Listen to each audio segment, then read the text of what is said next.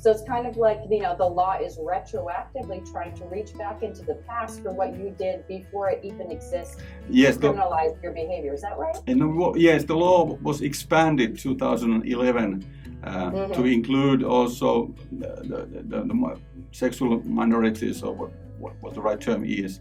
But because we still publish this on our website, it's considered that we still actively promote and distribute this material, and that's why, although it's published in 2004, we are still actively promoting these ideas, and that's why the general prosecutor has pressed charges. And what are the potential punishments that you're facing besides the fact that you're having to go to court, to defend yourself and having your name written up in the press and all the rest? So the process is kind of its own punishment. But what are the punishments that may come if the court finds you guilty of this law? Yes, this indictment actually falls in the group with under section of war crimes and crimes against humanity. So it's very severe chapter in the criminal law.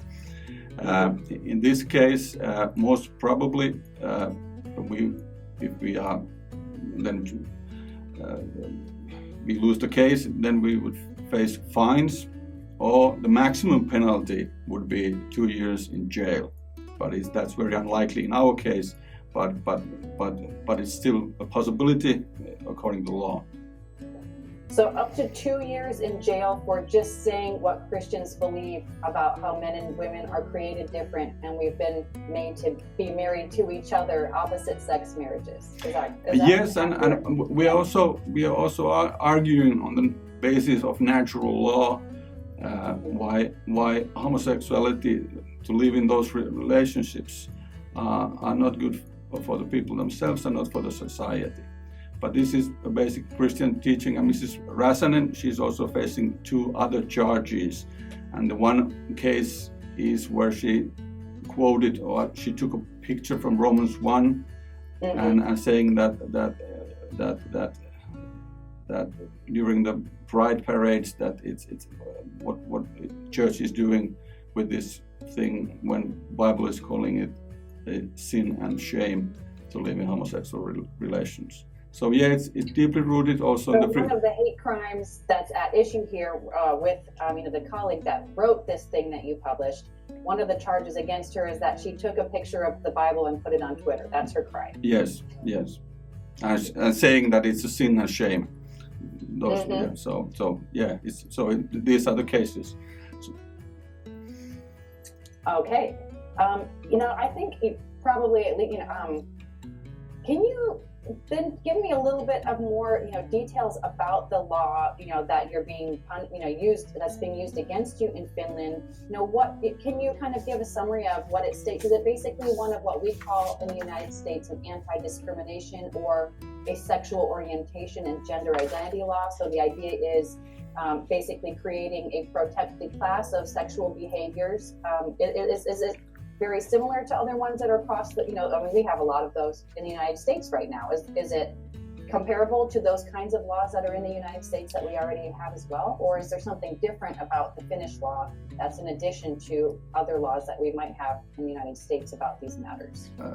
Well, I'm not a lawyer, and I'm not very well aware of the legislation in the US and not even in Finland. So I've been more concentrating on preaching the gospel than to studying law. Yeah.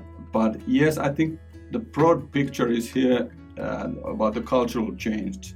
So if we published this booklet 2004 and we distributed this pamphlet to all the members of the parliament without any fuss, without any media coverage, it was kind of a basic statement where we were advocating that the marriage law should be it should not be changed in the society and not in the established church, but the marriage should be defined for one man and for one woman. And so if you think about what has happened since then, this was 2004. Of course, now there was first a police investigation, and the police said that there's no reason to press charges against this because then that if it's offending the reader, it would be the subject matter, but not the language. We are not using any kind of crude language about homosexuals or anything. And if the subject matter itself is criminal, then you have to take away the Bibles from the people, because it's based on that. But the general prosecutor herself made a different decision and interpretation of the law, and she considers this to fulfill the so-called hate crimes legislation laws, and I think maybe this case is important. That's why, because we are now looking for the boundaries. What is what goes? What is too much, and what can you say?